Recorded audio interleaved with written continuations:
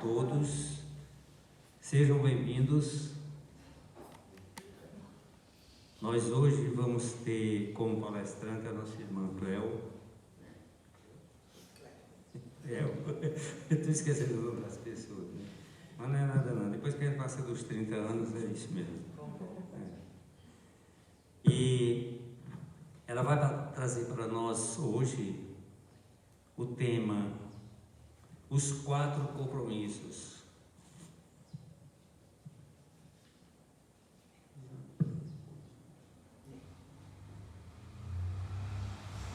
Então, espero que todos fiquem à vontade. Se quiser, para ouvir melhor, vire mais para frente um pouco, se sintam à vontade, viu?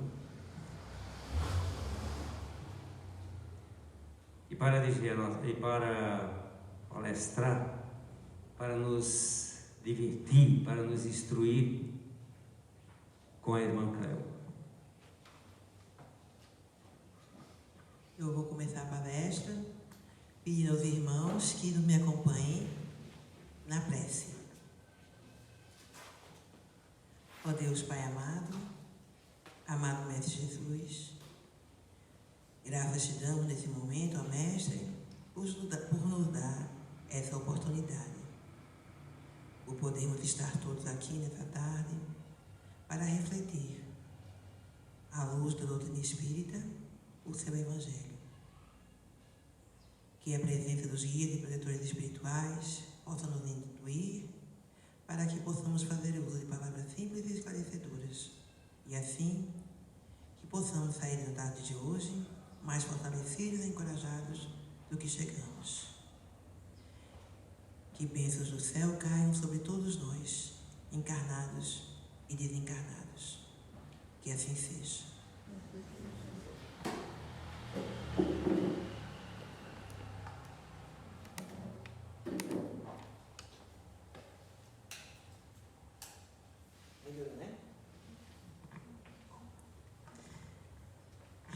Nós aqui de novo.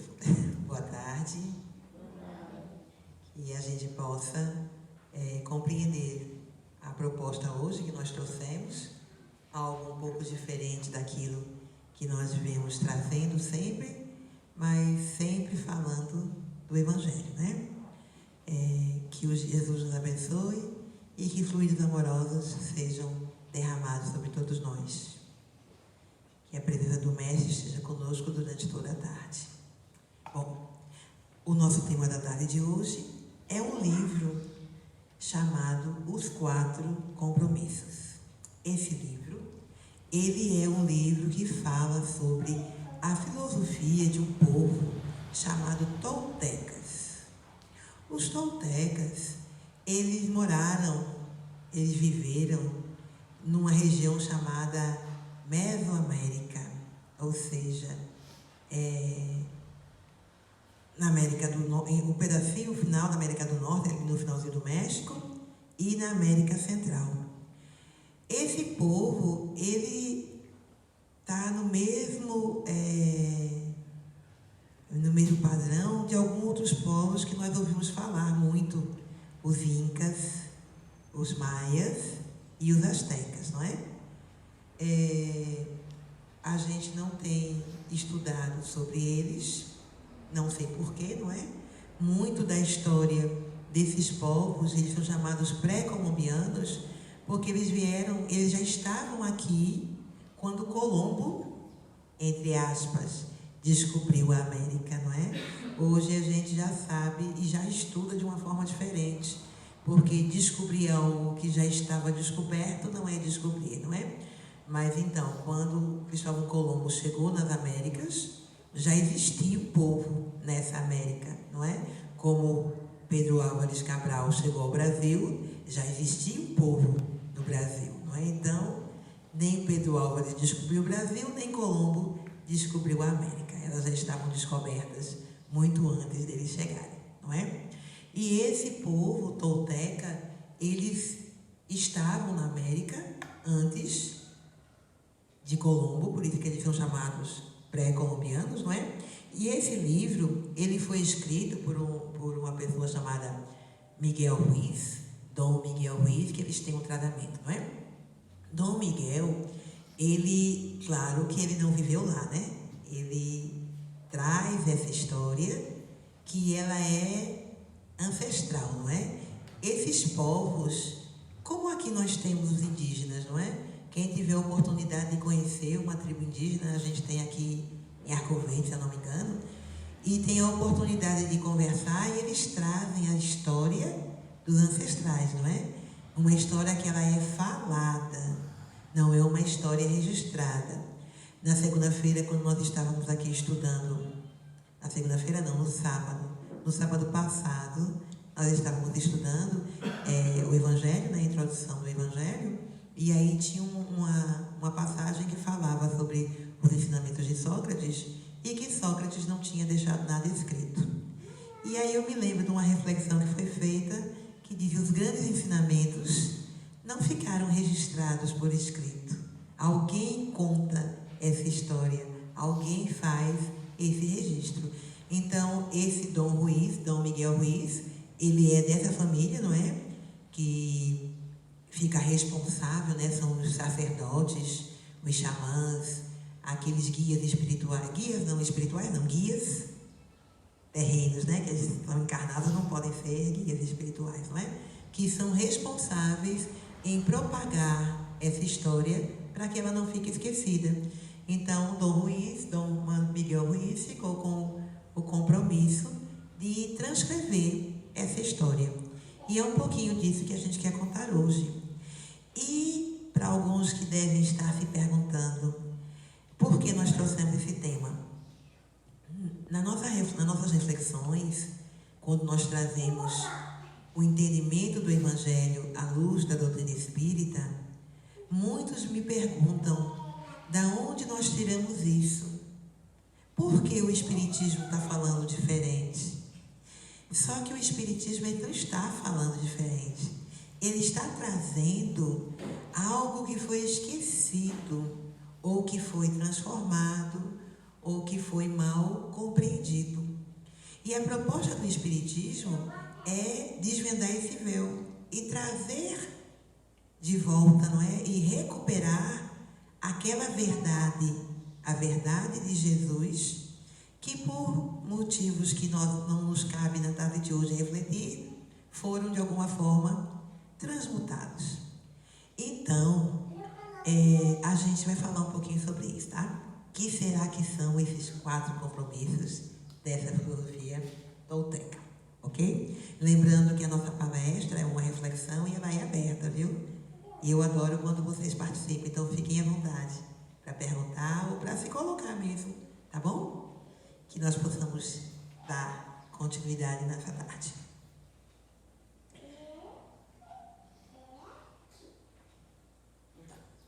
Quem são os toltecas e qual é a sua filosofia?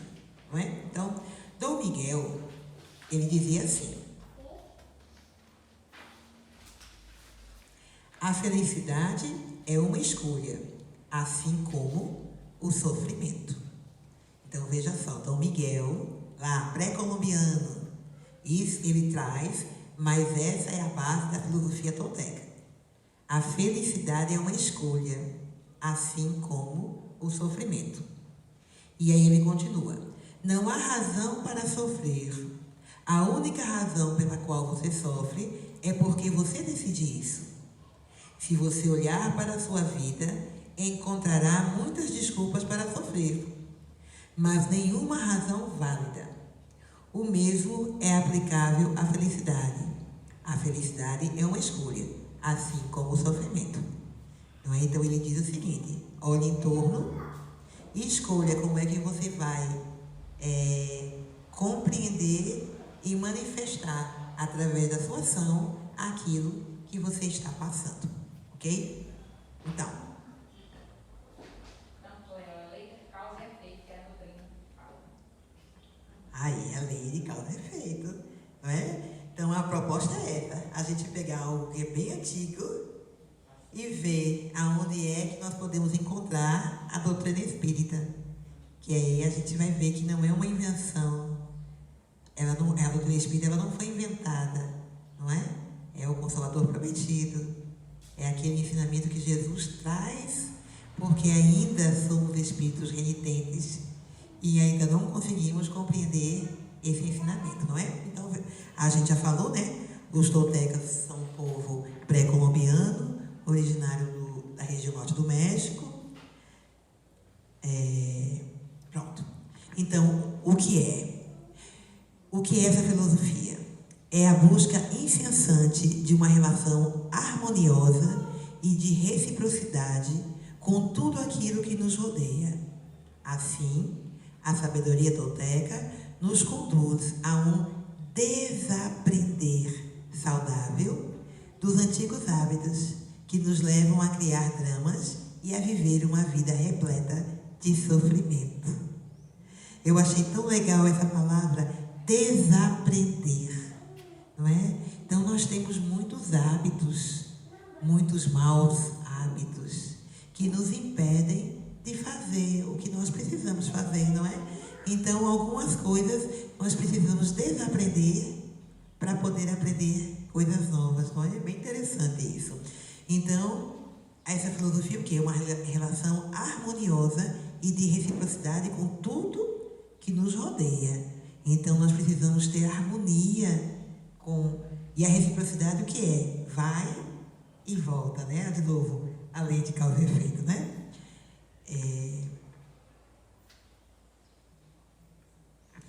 E essa sabedoria nos traz os mágicos resquícios de uma civilização que continua nos inspirando, que são os maias, os astecas, não é? Quando a gente vai ler essa história, a gente vai ver quanto aprendizado eles deixaram, tanto no campo material, não é? Como no campo espiritual, né?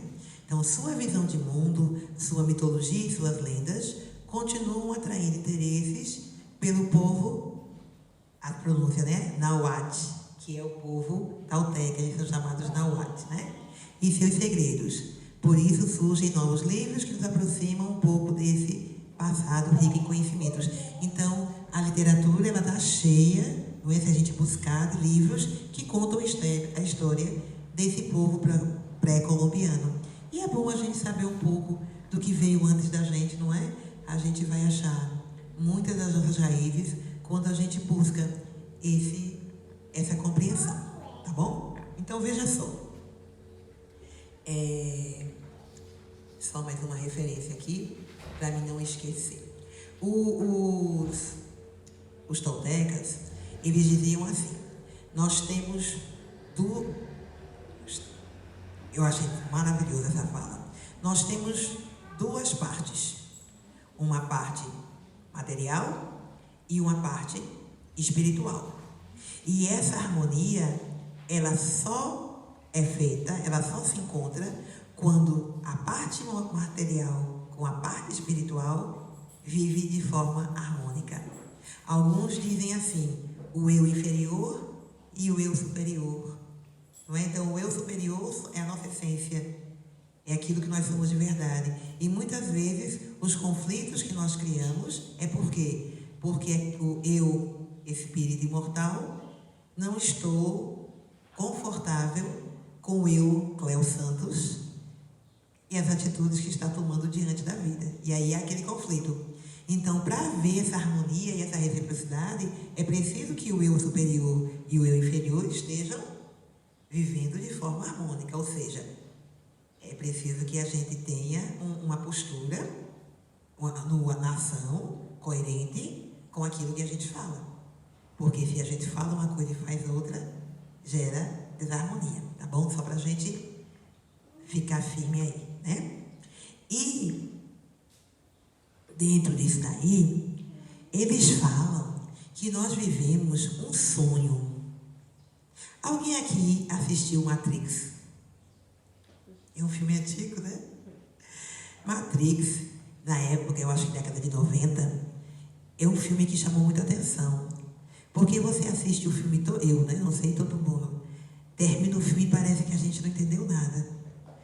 Aí depois vem as críticas, né? Aquelas análises, né? E começa a mostrar um monte de coisa. Aí a gente assiste de novo. Que é para ver se consegue entender alguma coisa e continua não entendendo nada. O tempo depois de algum tempo que a gente assiste, a gente começa a entender, não é? Então, esse filme, ele basicamente, ele fala que a gente não, que esse mundo material, ele não é real. E que nós estamos ligados a alguma coisa e alguma coisa está nos comandando. E que nós precisamos nos desligar desse comando para viver a vida de verdade. Isso é o filme. A filosofia tolteca, ela fala a mesma coisa. Ela diz que nós estamos vivendo um sonho coletivo. E que esse sonho coletivo, ele é ancestral, ou seja, ele passa de geração a geração. E como é que eles colocam? Como é que isso é colocado? Quando nós nascemos, a família já começa a dizer: ah, vai ser isso, vai ser aquilo, vai estudar em tal escola, e vai traçando os nossos caminhos, e a gente ainda nem se deu conta de quem nós somos. À medida que esses caminhos são traçados, nós começamos a correr atrás de viver essa vida que foi programada por outras pessoas. E muitas vezes isso gera o quê? Hoje a ciência está falando, não é? Da saúde mental. O quanto a saúde mental é importante. E aí a depressão, crise de ansiedade e tantas outras doenças emocionais são geradas por quê? Porque a gente não está conseguindo responder à expectativa que foi criada quando a gente nasceu. Só que isso não é eu nem é você, toda a humanidade, desde que o mundo é mundo. Nos tempos antigos, o que acontecia? No caso da mulher, ela não escolhia a filha que ela queria ter. Quando ela nascia, a família já dizia: vai casar com fulano. Tem alguns povos, algumas tradições, que ainda é assim. A mulher só conhece o marido no dia do casamento. E as famílias se juntam e não tem a escolha, nem ele nem ela, né? Eles se conhecem e vivem, mas não puderam escolher. Não houve essa liberdade que há aqui no Ocidente, não é? Então, é uma forma de apresentar que e traz essa reflexão. É um sonho coletivo, ou seja, esse plano material que nós vivemos não é a vida real. Alguém consegue encontrar alguma semelhança com a doutrina espírita? Em algum momento o Espiritismo fala sobre isso? Alguém lembra como é que ele fala? Que a vida real é a vida do espírito, né? A gente está aqui só, na escola, para aprender, né? Exato. Que aqui é uma experiência, né? Que aqui a gente vem quantas vezes precisar, não é? Então a reencarnação faz o quê? Nos traz para essa vida, que é um laboratório, não é? Aí a gente passa as provas, as expiações e volta para o mundo de origem, não é? Que é o mundo espiritual, que é a nossa verdadeira vida, não é isso? Só que muitas vezes, quando a gente chega aqui, a gente esquece que é reencarnante, a gente esquece que é um espírito imortal e entra nesse sonho coletivo. E aí, nós não conseguimos viver de forma harmônica, porque nós viemos do mundo espiritual com um propósito evolutivo. E quando nós chegamos aqui, nos perdemos nas maravilhas, porque essa vida é maravilhosa, não é? A gente brinca muito, né? Às vezes a gente está reclamando e pergunta: você quer morrer? Não. Então, não é tão ruim, né? Então, realmente, essa vida é maravilhosa. E a gente muitas vezes esquece que essa vida é um momento, um dos muitos momentos que nós já vivemos, não é mesmo? Está dando para compreender? Só que os toltecas não foram os primeiros que falaram em sonho coletivo. Alguém aqui já ouviu falar no mito da caverna? Bom, quem não ouviu vai ouvir agora, né?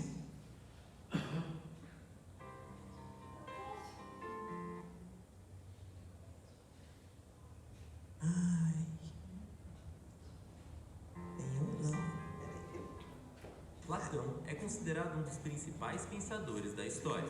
O filósofo grego foi discípulo de Sócrates, com quem aprendeu a discutir os principais problemas nas virtudes humanas. Após a morte de Sócrates, Platão decidiu se dedicar mais à filosofia e na disseminação das ideias de seu mestre. Ele então deixou como legado inúmeros ensinamentos. E pensando nisso, hoje eu trago um deles, o mito da caverna. Vamos imaginar uma caverna, onde desde a infância algumas pessoas são aprisionadas e passam toda a vida na escuridão. Elas ficam algemadas de tal modo que são forçadas a permanecer sempre no mesmo lugar e a olhar apenas para as paredes da caverna. Na entrada da caverna existe uma grande fogueira que permite que um pouco de luz exterior entre, de modo que as pessoas aprisionadas consigam ver as sombras das coisas que estão do lado de fora da caverna. Pessoas e animais passam pela entrada, e o local também é rota para entregadores e comerciantes. Como desde a infância as pessoas dentro da caverna só conseguem olhar para as paredes, elas imaginam que as sombras e os ecos vistos e ouvidos são a verdadeira realidade. Ou seja, não sabem que aquilo não passa de uma ilusão e nem que há outros seres humanos reais fora da caverna. Um dos prisioneiros então acorda e percebe que sua corrente está quebrada, e ele lentamente se levanta. Ele então caminha para a entrada da caverna, porém, uma luz muito forte ofusca sua visão e o deixa completamente cego por algumas horas. O tempo se passa e o prisioneiro começa a enxergar novamente, e acaba descobrindo que aquilo que parecia uma fogueira era na verdade a luz do sol. Ele sente dificuldade para enxergar, mas a sensação que estava sentindo era impronunciável. Ao sair da caverna, ele vê outras pessoas, animais, charretes de transporte e percebe a beleza de tudo que estava ali. Ele então descobre que tudo aquilo que vinha chamando de realidade não passava de sombras das imagens reais. Após essas descobertas, o rapaz então volta à caverna para contar a seus amigos as maravilhas que havia visto, a fim de libertar todos das sombras. Porém, seus amigos começam a rir de sua cara. Ninguém acredita em uma palavra sequer do rapaz, dizendo que ele está louco e que se ele não parar de falar asneira, iriam matá-lo. Nesse mito, nós somos iguais aos prisioneiros, pessoas comuns que vivem em um mundo limitado por suas crenças e conhecimentos, muitas vezes achando que sabemos de tudo e nada temos a aprender. A caverna, para Platão, é a junção de nossos sentimentos e nosso corpo. É o nosso acervo de conhecimentos, mas que muitas vezes nos leva a equívocos e erros. Os ecos e sombras vistos de dentro da caverna são projeções da realidade. É a forma que vemos e julgamos as coisas, muitas vezes com visões preconceituosas ou opiniões pré-moldadas. E por último, a luz solar que cega o rapaz nada mais é do que a dificuldade que temos em mudar. É a nossa caminhada para o conhecimento verdadeiro, pois a mudança de opinião não é fácil. Da mesma forma que sair de uma caverna após anos na escuridão também não é. E a realidade pode ser comparada à felicidade que o rapaz teve ao ver a luz solar, a natureza e tudo à sua volta com os próprios olhos. Ao dizer que os outros prisioneiros poderiam até mesmo matar o rapaz por levar a eles a possibilidade de sair da caverna, Platão se refere à morte de Sócrates, na qual ele é condenado por corromper a juventude ateniense por suas ideias diferentes. Se usarmos esses ensinamentos nos dias de hoje, podemos ver que muitos de nós temos mais semelhança com os prisioneiros dentro da caverna do que com o rapaz que conseguiu fugir. Estamos enraizados no senso comum e o preconceito prevalece, como se fossem as correntes citadas no mito. A passagem para o conhecimento real não é fácil, e nela muitos tentarão lhe tirar suas forças e cegar sua visão de seu foco. Porém, aqueles que não desistirem conseguirão enxergar a beleza do lado de fora da caverna. Eu continuo percorrendo este caminho e espero que o meu vídeo lhe ajude a se libertar de suas correntes também e a seguir junto comigo para o lado de fora da caverna, longe das sombras e das ilusões. Espero que tenha gostado do vídeo de hoje e se você curte o meu canal e acompanha os meus vídeos, eu lhe convido a visitar o meu Apoia-se. Qualquer quantia doada é de...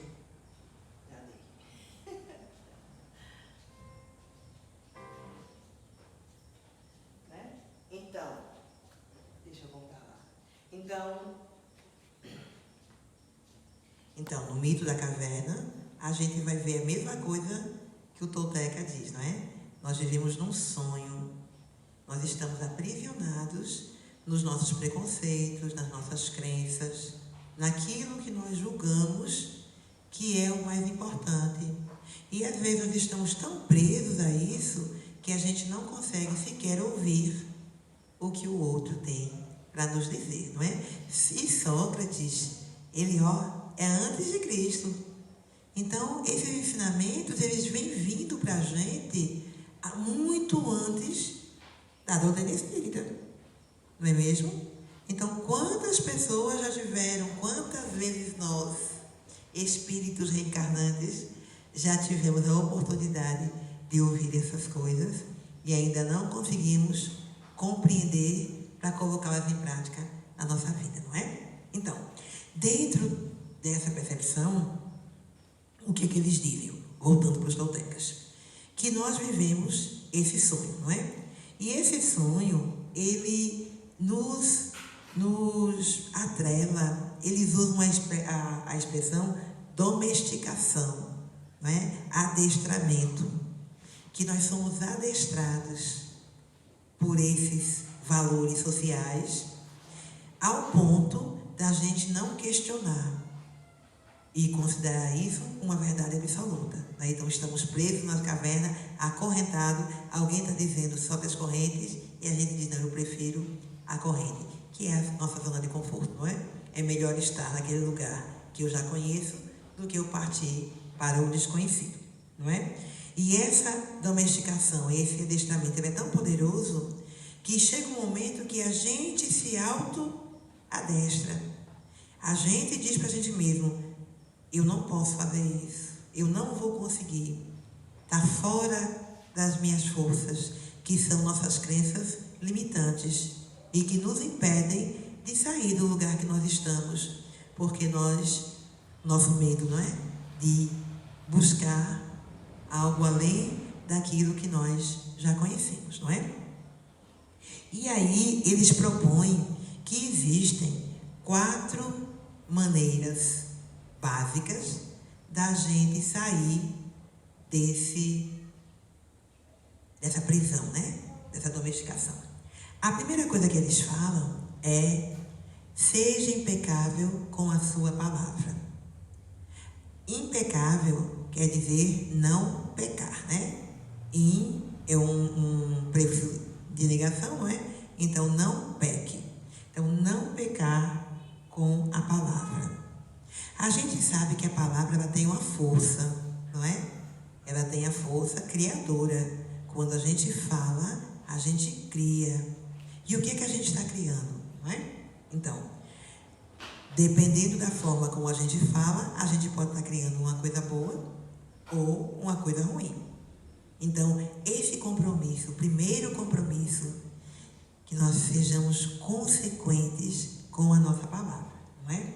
Então, com a palavra, ao mesmo tempo em que a gente consola, que a gente anima, que a gente encoraja, a gente destrói, a gente machuca, não é? Então, ter o compromisso com a qualidade daquilo que você vai falar, voltando lá, a harmonia e reciprocidade, não é? Então, é uma busca constante em viver de forma harmônica e buscar essa reciprocidade, que todo mundo viva de forma harmônica, e aí, se eu estou harmonizado, eu vou emanar harmonia, não é? Então, a gente vai receber e enviar harmonia, porque a gente vai ter o compromisso com a nossa fala, não é? Vamos ter o cuidado com o que a gente está falando, não é? Então, a gente vai usar as palavras de forma apropriada.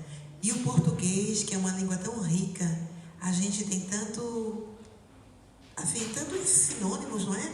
A gente quer dizer alguma coisa e aí a gente vai buscar lá. Poxa, essa palavra é tão forte. Eu tenho uma que eu posso usar mais suave, eu tenho uma outra forma de dizer o que eu quero dizer sem magoar.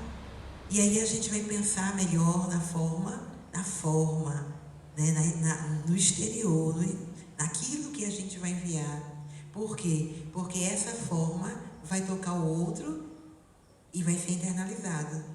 Então, quanto melhor for a forma que eu envio, melhor será a recepção dessa forma, não é? Então, se eu estou emanando energia boa, eu vou receber energia boa, não é mesmo? E aí, no Evangelho, nós estamos lá no Antigo Testamento, não é? Quem de vocês quer amar a vida e deseja ver dias felizes? Guarde sua língua do mal e os seus lábios da falsidade. Salmos, Antigo Testamento, lá no começo, não é? Todos tropeçamos de muitas maneiras. Se alguém não tropeça no falar, tal homem é perfeito, sendo também capaz de dominar todo o seu corpo. Já pensou? Aquele que não tropeça no falar, então aquele que sabe fazer um bom uso da palavra, da comunicação. Haroldo Dutra, que é um palestrante espírita que eu acho assim, admiro muito, ele está fazendo, toda terça-feira tem umas lives dele às 20 horas, em que ele fala da comunicação, de todos os âmbitos da comunicação. E ele tem trazido assim, reflexões interessantíssimas sobre a nossa forma de se relacionar com o outro através da comunicação e como nós conhecemos pouco, não é? As melhores formas de se comunicar. É bem interessante. Muita coisa também já está salvo lá. Se vocês tiverem curiosidade, joga lá, Haroldo Dutra, gestão de comunicação, alguma coisa parecida, e vão achar isso lá. Né? Então, veja, aquele que consegue dominar a língua, dominar a forma de falar, domina o corpo inteiro. A gente poderia dizer isso de outra forma. Quando a gente fala, quando a gente está muito irritado, a gente sente no nosso corpo algumas coisas ruins, né? A respiração, batimento cardíaco, alguns suam, alguns ficam vermelhos. A gente vê fisicamente uma reação física, orgânica, de uma fala mal construída, né? Então, aquela raiva, aquela mágoa, aquele ressentimento que a gente está colocando na fala, a gente está sentindo no nosso corpo aquilo dali. Então, se a gente consegue controlar isso, a gente não vai sentir isso. É nesse sentido que ele fala. Aquele que consegue controlar a fala, controla todo o corpo, porque não vai somatizar, não vai adoecer em consequência daquilo que está falando. Ok? E aí, o poder da palavra. Uma das maneiras de aumentar o poder da palavra, o poder de realização pessoal é alinhar a sua palavra às suas atitudes e ações. Lá atrás, a gente viu isso, né? A harmonia e a reciprocidade se vai na forma do meu tratar com o outro. Então, quanto mais eu aproximo a minha ação do meu discurso, mais harmônico ele vive. Independente de qual seja o seu idioma, suas intenções, sua intenção se manifesta por intermédio da palavra. Então, quando a gente fala, a gente imprime um sentimento. E aí a pessoa diz assim, mas eu não disse nada demais, e o outro ficou tão bravo, ou o outro ficou tão magoado. E o que foi que eu disse? Não disse nada demais, mas a intenção daquilo que foi dito ficou impresso. Então, falou manso. Essa semana eu estava assistindo de novo, né? Ao Sandro. E ele fala sobre isso. Ele diz assim que tem algumas pessoas que falam bem baixinho, bem calmo, né? Bem assim, com aparente mansidão. E aí as pessoas ficam olhando porque a pessoa fala com a calma. Mas a ação é tão agitada que aquela fala parece que não coincide. É como se uma pessoa falasse e a outra agisse. Ela está falando ali com calma, com tranquilidade, mas as pessoas estão sentindo assim em torno uma vibração assim, um desequilíbrio vibracional que não é coerente com a fala. Então não é essa mansidão, que isso não é mansidão, né? Não é essa fala mansa que quer dizer mansidão, mas é a intenção com que eu imprimo na minha fala. Eu mesmo falo alto, eu falo muito alto, não é? Mas nem sempre, na maioria das vezes, eu não estou agredindo, é só a minha deseducação vocal que eu estou procurando, mas não chegou ainda, não é? Mas às vezes a fala alto é para, né, para intimidar, para constranger, e aí você fala mais alto, que é para o outro se sentir diminuído, se sentir humilhado. Então, a coerência, não é? A coerência, ela é muito importante nesse poder da comunicação. E a palavra, ela é uma espada de dois gumes, não é? Tanto ela pode ter um bom uso, como ela pode destruir. E aí, voltando lá para a questão da ação e reação, não existe uma lei de causa e efeito que tudo que eu envio volta para mim. Então, quando eu digo algo que vai magoar, que vai machucar, que vai ferir, eu já criei para mim um problema, digamos assim, não é? Que eu lá na frente, se eu na hora não me der conta e não resolver na hora, lá na frente eu vou precisar resolver. Por quê? Porque nós vivemos aqui todos buscando ser pessoas melhores. Então não nos cabe de jeito nenhum usar esse dom que foi dado por Deus para todos nós como um instrumento para ferir, para magoar ou para humilhar, não é? Para sobrepujar o outro. Ok? Pronto, então o primeiro compromisso da filosofia tolteca é essa, que nós sejamos impecáveis com a palavra, ou seja, que a gente não peque na forma de falar. O segundo compromisso deles é não levar nada para o lado pessoal. Eita, desafio. Uau! Não é? Oi? Mas por que nós levamos as coisas para o lado pessoal? O que nos move? Regina? Eu também acho que é o Oh, querer ser mais que o outro. querer ser mais do que o outro aí. Engraçado, a gente já identifica, não é? A gente identifica. Então, a gente dá muito valor à opinião alheia, não é? Primeiro, porque nós estamos vivendo um sonho coletivo. Então, nós estamos numa ciranda de expectativas.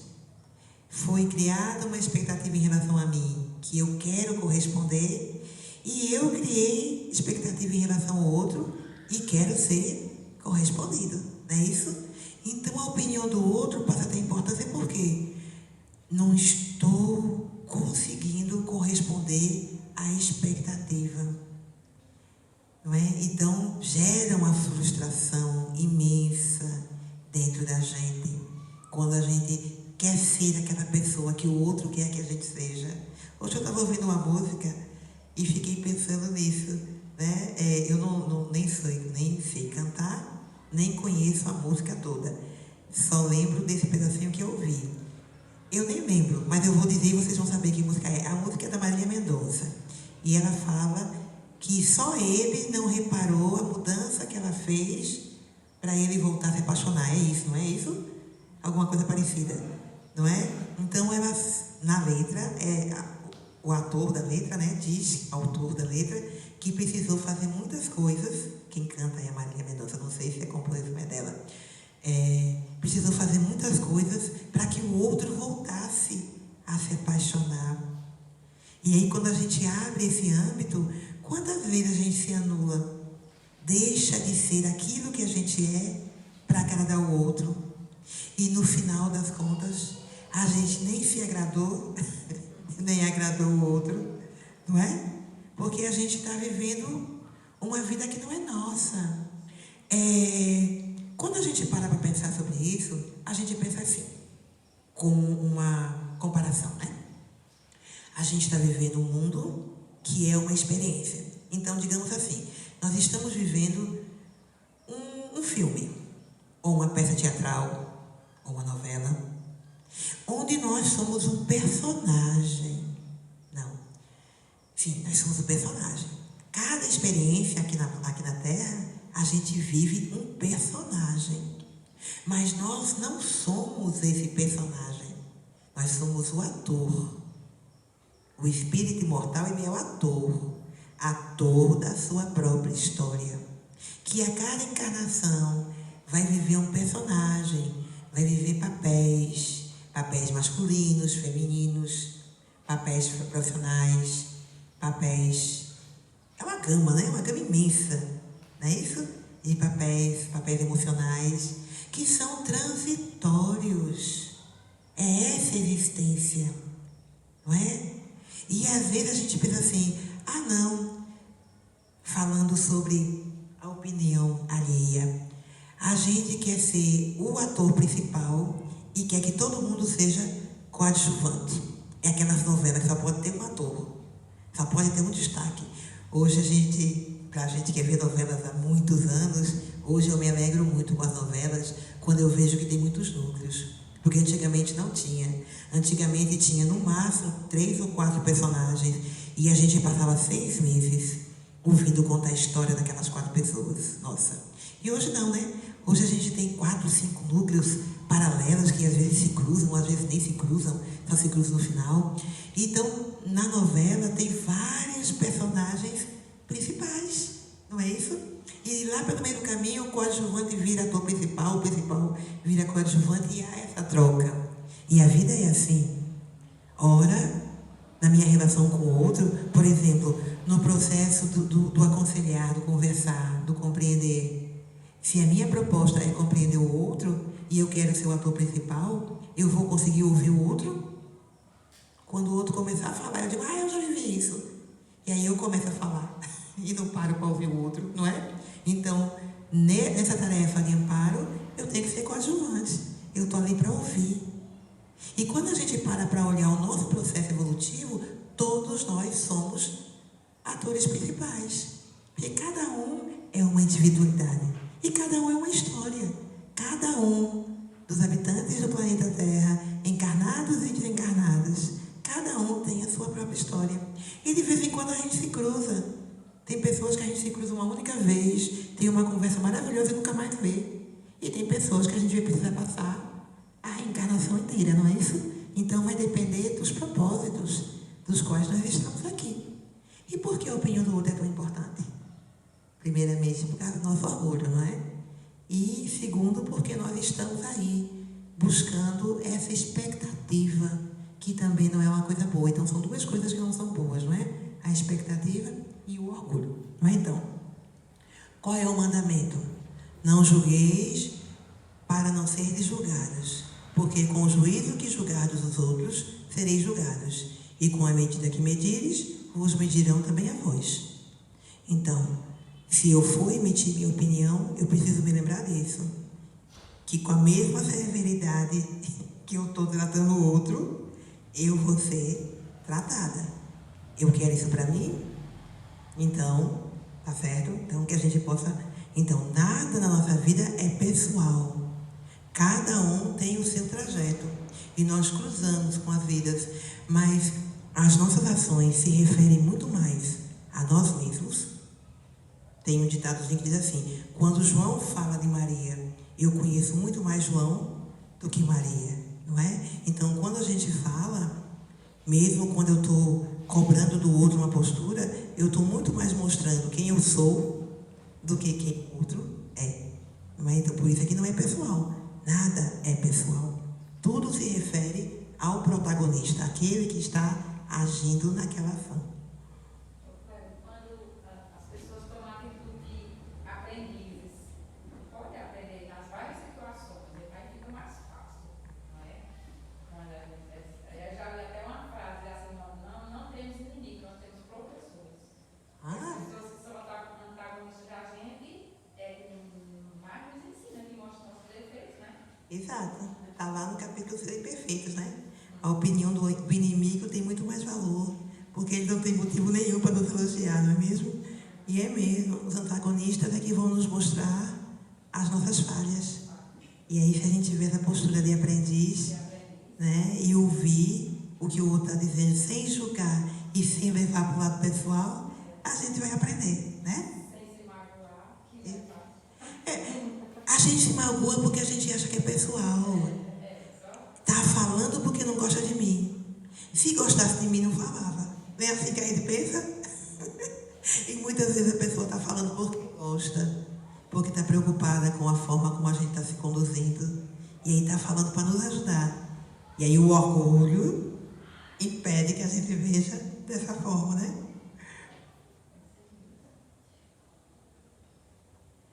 Filosofia oriental, né? Buda. Não leve nada para o lado pessoal. Os outros não fazem nada por sua causa. O que os outros falam e fazem é uma projeção da própria realidade deles, dos próprios sonhos.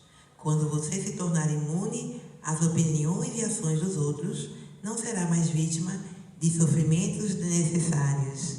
A gente começou assim, né? Sofrer é uma escolha. Não foi? Então, quando eu fico preocupada com a opinião do outro, eu vou acabar sofrendo. Porque ele vai dizer uma coisa que eu não gosto. Às vezes é uma roupa que eu já estou pronta e eu não gostei, vou trocar porque o outro disse que não estava bem. Às vezes é um estudo que eu me preparei tanto para fazer, aí o outro fez um comentário e eu não vou fazer. Não é? E aí eu vou me impedir de fazer aquilo que eu estou me esforçando para crescer por causa da opinião do outro, não é? Então, que possamos estar imune à opinião alheia, não é? E o terceiro compromisso? Qual é o terceiro, não é? Esse compromisso, eu vou olhando e vou pensando, qual será que é o mais, assim, que nos traz uma reflexão mais ativa, né?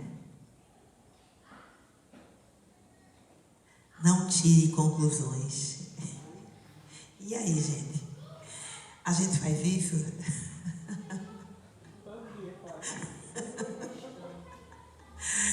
Toda hora, né? Toda hora a gente faz, né? Às vezes não, sempre, nós somos colocados onde nós precisamos estar. Então, às vezes acontecem umas coisas e a gente fica naquela angústia, porque a gente vai pressupondo que as coisas vão acontecer e elas não acontecem. E a gente se angustiou de graça, né? Até adoeceu, dor de cabeça, enxaqueca, sem necessidade, porque a gente tirou conclusões, não é? Então, a gente imagina ou fantasia coisas que, na maior parte das vezes, elas não acontecem. Por quê? Porque nós tiramos conclusões precipitadas, não é? Então, a gente tem esse hábito de presumir, né? De achar que as coisas vão acontecer. Qual é o significado? O que é presumir? Julgar segundo certas probabilidades. Considerar como provável. Conjecturar. Então, presumir é aquilo que é uma probabilidade, ou seja, que pode ou não acontecer e eu achar como certo. E porque eu presumo, eu tiro conclusões. Supor por antecipação, implicar, são os significados, não é? Então, quem é que não faz isso? Em cima do que acha, o achismo, né? Quando a gente está estudando, a gente diz, não pode ter achismo. Quando a gente for falar acerca do Evangelho, a gente precisa ter certeza do que a gente está dizendo, porque a minha opinião é só a minha opinião, não é? Então, quando eu vou estudar e eu vou passar algo, é preciso ter essa certeza para que as conclusões tiradas não sejam equivocadas, ok? E aí ele termina, compor uma ideia sem fundamentos, imaginar. Então, quando é que a gente faz isso? Quase o tempo todo. Mas é um compromisso não fazer, porque, de novo, né? A gente vai trazer para a gente sofrimento. Quando a gente tira uma conclusão precipitada, que normalmente ela é equivocada, vai nos trazer dor. E vai gerar dor para alguém, ok? Aí no livro, o Consolador nos diz o quê? Infelizmente, ainda hoje, precisamos reconhecer que temos mais facilidade para julgar e condenar do que amar. E por isso, o aprendizado do perdão, da reconciliação, da compaixão é tão imperativo para o nosso viver e conviver, segundo a essência segundo a essencial internalização das parábolas do bom samaritano, da mulher adúltera, entre outras. São parábolas que ele está citando sobre perdão, sobre convivência, não é? Sobre como extrair o melhor daquela situação. Então, é um imperativo, é uma necessidade a gente ter mais compaixão, buscar perdoar mais, tentar se reconciliar, para que a gente viva de forma mais harmônica, tá certo?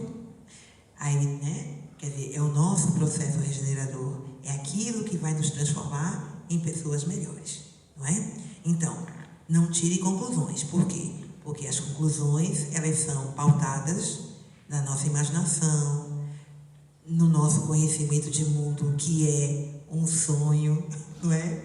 Que está pautado em questões sociais, muitas vezes preconceituosas, e aí a gente está julgando o outro, julgando dentro dos nossos preconceitos, não é? Então a gente está propositadamente criando dor. Então nós estamos escolhendo, no lugar da felicidade, o sofrimento. E o quarto compromisso: dê sempre o melhor de si. A gente falou sobre isso a semana, no começo, quando a gente falou sobre o bem e o mal, né?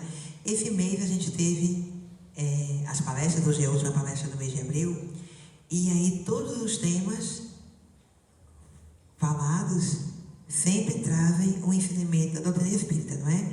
Então nós tivemos a irmã que falou sobre o orgulho e a humildade, e ela pontuou que as pessoas orgulhosas, elas pensam mais nelas do que nos outros, e as pessoas humildes pensam mais nos outros, estão preocupadas com a sua ação, refletem no outro, então elas estão preocupadas em dar o melhor de si. Aí depois a gente falou sobre o bem e o mal, não foi? Sobre não combater, não responder, não revidar, né? Não pagar o mal com o mal, mas sim com o bem. Novamente, priorizando o outro, reconhecendo as imperfeições, mas buscando fazer o melhor para que aquela situação se resolva da melhor forma. O nosso irmão Alexino falou sobre a vida, não é? A valorização da vida, uma palestra belíssima, onde ele fala da valorização da vida, do direito à vida, então da importância de deixar o outro viver, não é? Novamente, o compromisso com o melhor.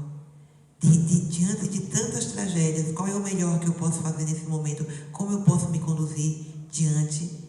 Ele pontuou algumas tragédias, não é? Diante da vida, diante do nascimento, e que era preciso muita força interior para poder seguir, não é? Então, dar o melhor de si para poder seguir, não é? Então, é um compromisso do Evangelho.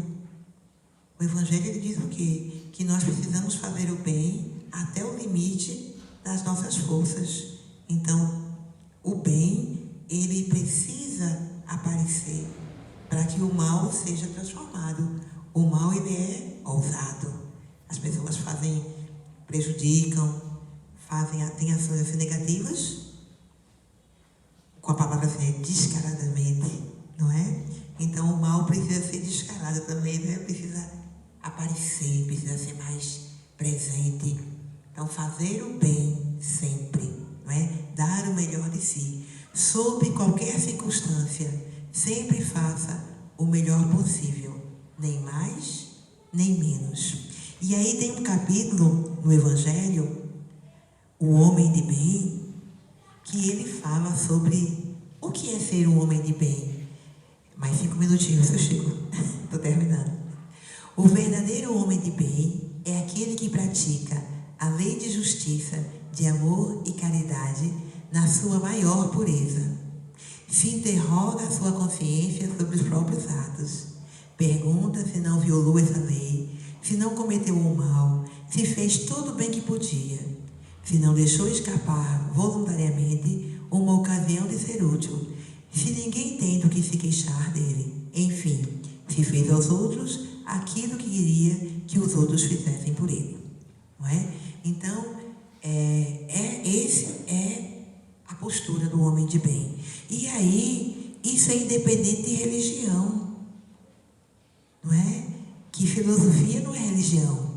As religiões, elas têm uma filosofia, mas religião, a filosofia ela vai ter uma vertente religiosa, não é? Mas você adota uma filosofia de vida para a vida, é para a sua vida, não é? Então, o homem de bem é aquele que está o tempo todo se fiscalizando dentro da lei de justiça, amor e caridade, ou seja, se está conseguindo, não é? Vamos lá fazer o nosso resumo. Ser impecável com a palavra, se está conseguindo não levar nada para o lado pessoal, se está conseguindo não tirar conclusões e se está conseguindo dar o melhor de si. Então, essa é a proposta da filosofia tolteca. Era também a proposta de Sócrates, quando ele trouxe lá para aquela juventude esses ensinamentos que era o espírito imortal e que os jovens precisavam se preocupar com isso. Ele foi condenado à morte, porque ele estava desvirtuando aqueles jovens, não é? Aqueles jovens que estavam acorrentados dentro daquela forma de viver e que muitas vezes era equivocada. Como hoje, quantas coisas nós fazemos na nossa vida que é equivocada e que nós não fazemos porque ela é socialmente aceitável, mas que fere a lei de Deus. Quanta coisa a sociedade hoje aceita como normal e que a gente sabe que quando terminar essa experiência, que a gente voltar para o mundo espiritual, nós vamos precisar dar conta disso, não é? Então, quando a gente consegue fazer isso, não é? Vivenciar. E por isso que a doutrina espírita traz o fundamento da reencarnação.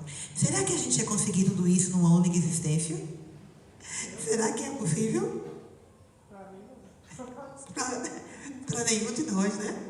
Não tem como, numa única existência, a gente conseguir chegar nesse ponto. Então, a cada existência, a cada papel, a cada personagem, nós, atores principais, né? Vamos superando isso e vamos conquistando e fazendo com que sejamos reconhecidos como discípulos de Jesus, não é? Se vos amardes uns aos outros, não é? Quando a gente faz isso, a gente vai se depurando. A gente lembra disso, né? O corpo físico, que é o templo do espírito, muitas vezes esse espírito, ele está limitado, ele não consegue fazer aquilo que ele se propôs, porque o corpo aprisiona. Mas à medida que há essa coerência, não é? Essa harmonia entre o material e o espiritual, entre o que eu me propus e o que eu realmente estou fazendo, eu vou me depurando. E o que acontece com essa luz? Semana passada a irmã Edivone falou sobre isso, não é? Que é o amor, não é? Que a nossa luz brilhe. Porque é isso que nós estamos fazendo aqui. Nós estamos aqui para nos depurarmos, para aprendermos a amar, vivenciar esse amor e assim fazer com que a nossa luz brilhe, não é? Então, eu termino o meu estudo hoje deixando essa reflexão agora com vocês. Eu gosto muito desse cantor. O nome dele é Carlinhos. Esqueci. Carlinhos, me ajuda. Carlinhos Conceição. Obrigada, irmã. Brilha a vossa luz, brilha a vossa luz, brilha a vossa luz. Devo partir, entregar a Deus. Aconteceu enfim, desencarnar dos restos meus, morrer como vivi. Curioso estar vivo, sem que meus sentidos, num corpo igualzinho ao meu, despertar tão confuso entre poucos amigos, velando que era eu, coisa de Deus. A reencarnação, posso voltar, recomeçar. Prova, expiação, se joguei com a vida, eu sou bala perdida. Meu véu é o da ilusão, meu véu é o da ilusão. Com Deus ou sem Deus, onde irei gravitar? Qual será meu peso espiritual?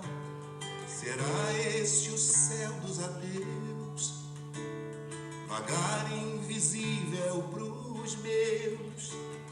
Errante eu irei pelos vales sem fim, mas sinto que o breu está dentro de mim. Brilhe a vossa luz, brilhe a vossa luz. Nada morreu, nem vai morrer. Tudo é vida final. O que ficou, o que expirou, foi só veste carnal. E nem céu nem inferno que não se construa, conquista de cada um. Há um Pai sempre eterno, um Rabi que nos guia, mas duvidar é comum. Brilhe a vossa luz, brilhe a vossa luz, brilhe a vossa luz, brilhe a vossa luz.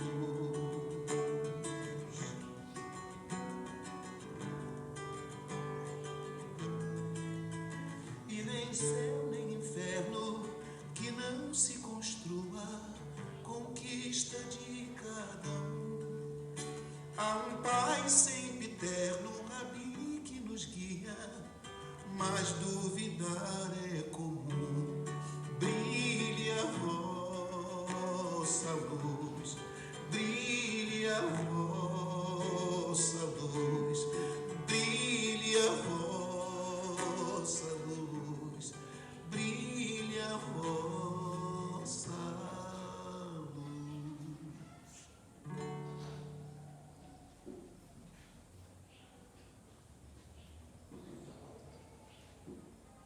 Pois bem, essa é a nossa mensagem de hoje. Que brilhe a vossa luz. Muita paz a todos.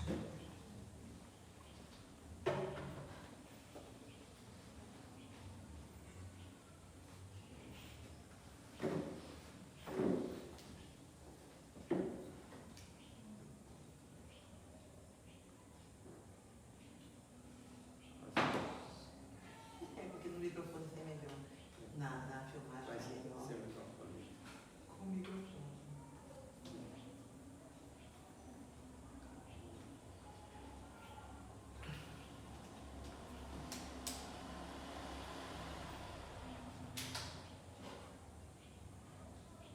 É pena que é apenas 1 hora, né?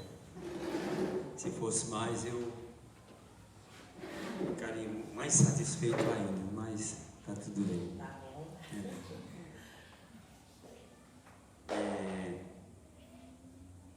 A palestra de hoje, talvez alguém tenha estranhado um pouco, né?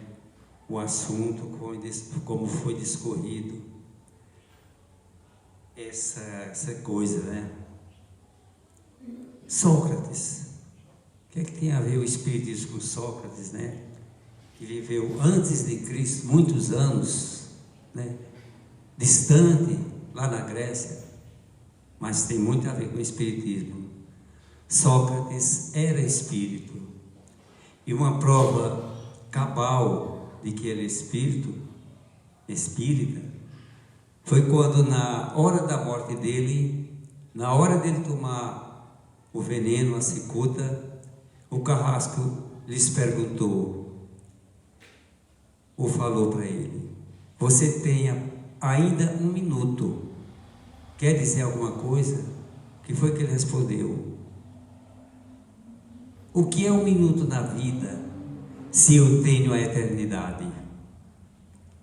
Se você for refletir, quem entende de história, quem estudou história, vai perceber plenamente que ele era espírita. Mas queremos agradecer imensamente. Queremos agradecer imensamente a presença de todos, o silêncio, e que no próximo sábado, nesse mesmo horário, essas pessoas estejam aqui e, se possível, tragam mais alguém, né? Porque essa história do Espiritismo é muito interessante. Uma vez alguém me perguntou: Chico, você é uma pessoa inteligente, né, estudada, por que você foi tender justamente para o lado do Espiritismo? Eu simplesmente respondi: porque o Espiritismo me trouxe respostas que religiões nenhuma me trouxe. O Espiritismo, ele explica tudo que as religiões explicam, e mais o que elas não explicam.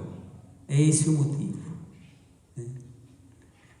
Mas nós não temos apenas a palestra aos sábados.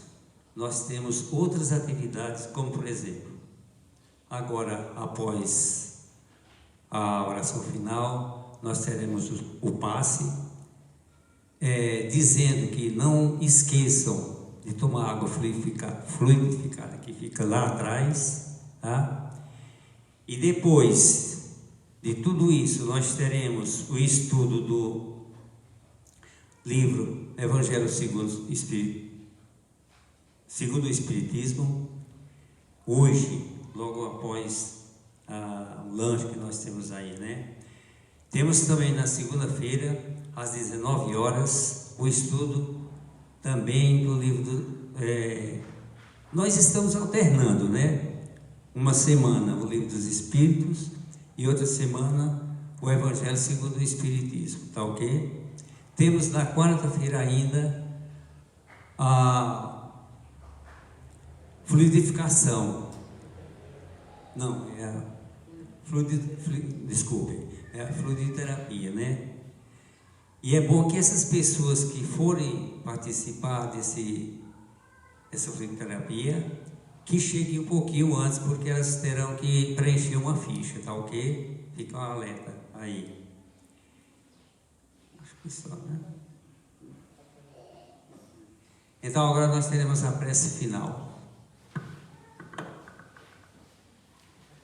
Nesse instante, queremos curvar as nossas frontes e ao mesmo tempo erguer as nossas mentes para ficarmos conectados com o Senhor, com o nosso Mestre Maior, e podermos assim agradecer esse momento tão importante, agradecer esta grande dádiva que nos tem dado e que nos será tão interessante para as nossas vidas, porque é justamente através desses ensinamentos do Mestre Maior, que nós poderemos alcançarmos o nosso objetivo, que é viver em paz, que é viver com harmonia, que é viver uma vida diferente dessa que hoje nós vivemos, tribulações, guerras e outras coisas ruins, né? Então, pedimos nesse instante que os Espíritos Maior nos dirijam às nossas casas, nos levando, nos incluindo coisa boa, e que essa paz, essa harmonia permaneça para sempre. Que assim seja.